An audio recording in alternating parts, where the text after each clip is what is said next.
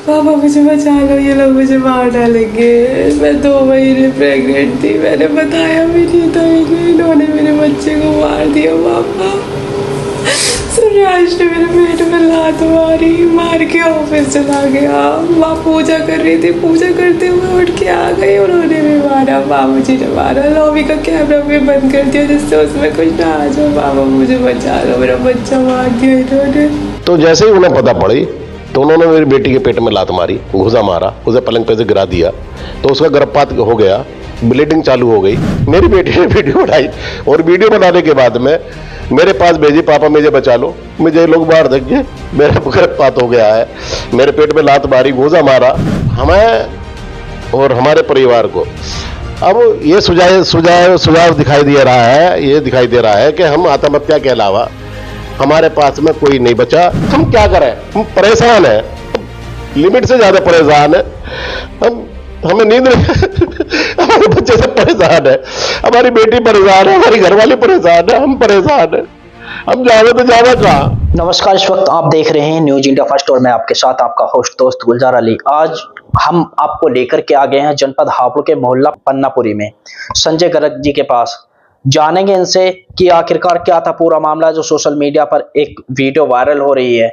अब थोड़ा बताते चले आपको कि संजय गर्ग जो हैं, इन्होंने अपने हिंदी रीति रिवाजों के अनुसार अपनी बेटी की शादी जिला बुलंदशहर में की थी, लेकिन वहां पर कुछ समय बाद कुछ और ही नजारा देखने को मिला।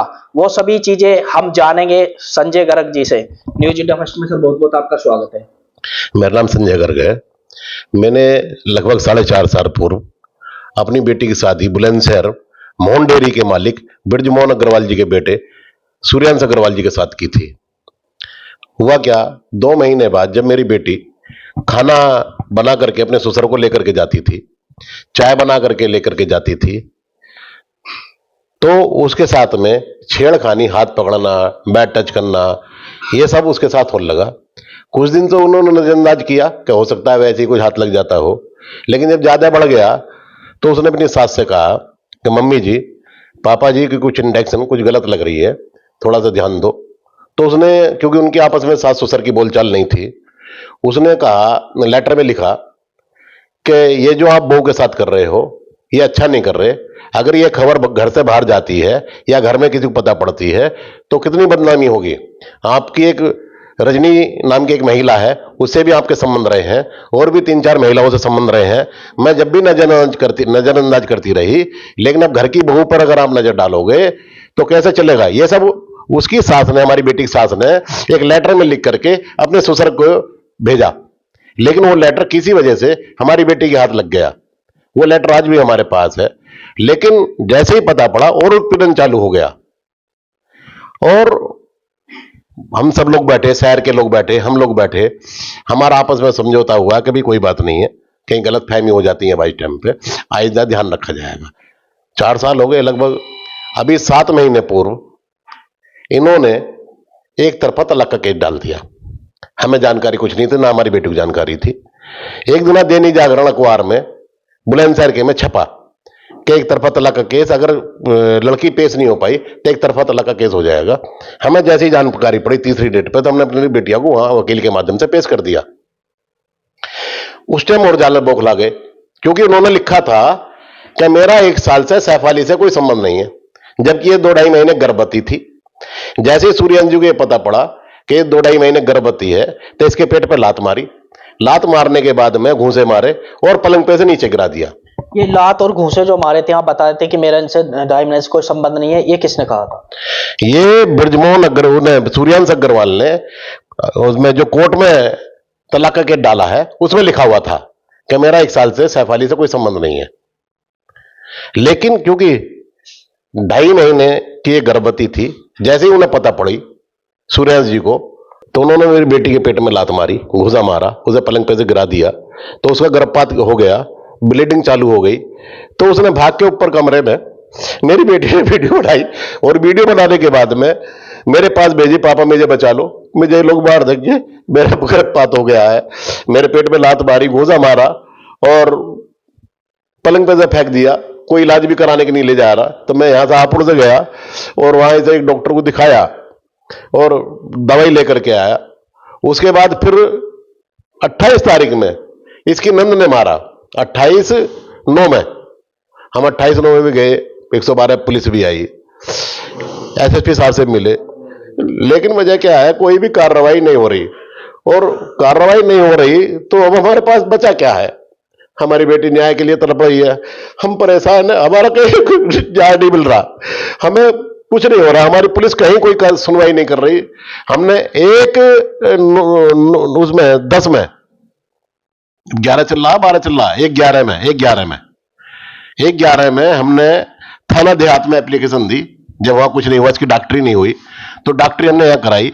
इसका एक दांत भी टूटा हुआ इसमें आया, गले में इन्हें फांसी देने की कोशिश करी, इन्हें सैफ अली को, हमारी बेटी को गले में दुपट्टा खींचा इसकी नंद ने, वो भी इसमें सब लिखा हुआ है।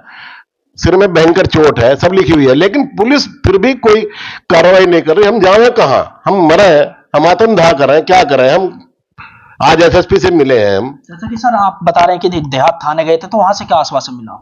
देहात वजह क्या है, कहीं भी कुछ नहीं हो रहा, बहुत 48 है हम लोग जो है, उसमें मीडिएशन में फाइल भेज दी जाती है। 2 महीने से हम मीडिएशन फाइल में हम भागे भागे फिर रहे हैं, कभी बुलंदशहर जाते हैं, कभी कहीं जाते हैं, हम हर बार मीडिएशन फाइल में ये भेज देते हैं। हम करें क्या? मीडिएशन है क्या? जो हम सगली वीडियो दे रहे हैं, सगले फोटो दे रहे हैं, सगली एविडेंस दे रहे हैं, लेकिन फिर भी मीडिएशन। मुझे तो ऐसा लग रहा है कि इन्होंने पुलिस भी खरीद ली है और शासन प्रशासन सब इनके जेब में है, ये न किसी का कोई भय नहीं है, इसलिए पुलिस कोई कार्रवाई नहीं कर रही। हम बड़े परेशान हैं। आज हम वरिष्ठ पुलिस अधीक्षक महोदय से मिले हैं कि हमें न्याय चाहिए, हमारी एफआईआर दर्ज होनी चाहिए। अब देखो क्या होता है, हमारा कोई, तो जैसा कि बेटी को प्रताड़ित किया जा रहा है लगातार ससुराल में, तो कहीं ना कहीं माने तो ससुरालियों का कहीं दहेज लोभी तो नहीं है? दहेज लोभी पीछे मांगे थे उन्होंने 5 करोड़ रुपए। अच्छा, मैंने 4.5 करोड़ रुपए खर्च किए थे अपनी बेटी की शादी में, और उसके बावजूद भी उन्होंने मांगे, मेरे से तो नहीं मांगे, मेरी बिटिया से कहा कि भाई हमें फार्म हाउस बनाना है, 5 करोड़ रुपए ला के दो। मैं पहले ही दे चुका, कहां से दूं?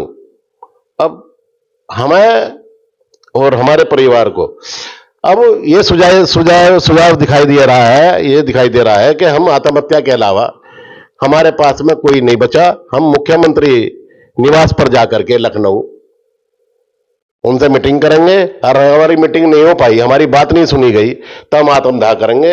हम क्या करें? हम परेशान हैं, लिमिट से ज्यादा परेशान है। हमें नींद नहीं हमारे बच्चे सब परेशान है, हमारी बेटी परेशान है, हमारी घरवाली परेशान है, हम परेशान है। हम जावे तो जावे कहां? तो अपनी बेटी की सुरक्षा को लेकर के अब भी आपके अंदर खतरा बना हुआ है? खतरा बरकरार है, किसी भी वक्त कुछ भी कर सकते हैं। वो लोग बहुत ताकतवर व्यक्ति है, बहुत ही ताकतवर व्यक्ति है। मोहन डेयरी के मालिक बुलंदशहर में नामी पहचानी एक हस्ती है, और शासन प्रशासन में उनकी बहुत ज्यादा पकड़ है, इसलिए हमारी कार्रवाई नहीं हो रही। हम लिमिट से ज्यादा परेशान है। एक तरफ हमारे माननीय प्रधानमंत्री जी का भी एक संदेश रहता है, बेटी पढ़ाओ बेटी बचाओ, तो उस पर उसको नजर में रखते हुए आखिरकार आला अधिकारी किस तरह से ध्यान दे रहे हैं? कुछ नहीं कर रहे। कोई अधिकारी, मुझे तो ऐसा लगे ये सब कागजों में ही है, दिखावा है, कहीं कुछ नहीं है। मैं तो परेशान हूं, मुझे पता है अपनी पीड़ा की, मेरी बेटी को पता है अपनी पीड़ा की, कहीं कुछ नहीं है, ये सब दिखावा है, क्योंकि पुलिस प्रशासन कुछ भी नहीं कर रही, कुछ नहीं कर। सर, जिला बुलंदशहर में अपनी बेटी की बड़े धूमधाम से शादी की थी, तो आपने वहां जिला बुलंदशहर के अधिकारियों को सूचना दी, शिकायती पत्र दिया? 2.5 महीने पहले मैंने एसएसपी से मिला हूं, एसएसपी को भी लेटर दिया है, और इंस्पेक्टर को भी लेटर दिया है, 112 फोन किए। अब बताओ ना हम कह रहे हैं क्या सबको? सर, शिकायती पत्र वहां दिया है, क्या हमारे न्यूज इंडिया फर्स्ट के कैमरे के माध्यम से सभी दर्शकों को दिखाना चाहेंगे? हाँ, ये राजी सब है, ये सब लेटर है। मैंने आज भी आप बल्कि डीआईजी साहब को भी देने कोशिश की है, दूंगा मैं कल जो है, ये लेटर जो है मैंने सब दिए हैं। लेकिन लेटर देना एक अलग चीज है, उस पर कार्रवाई होना एक अलग चीज है।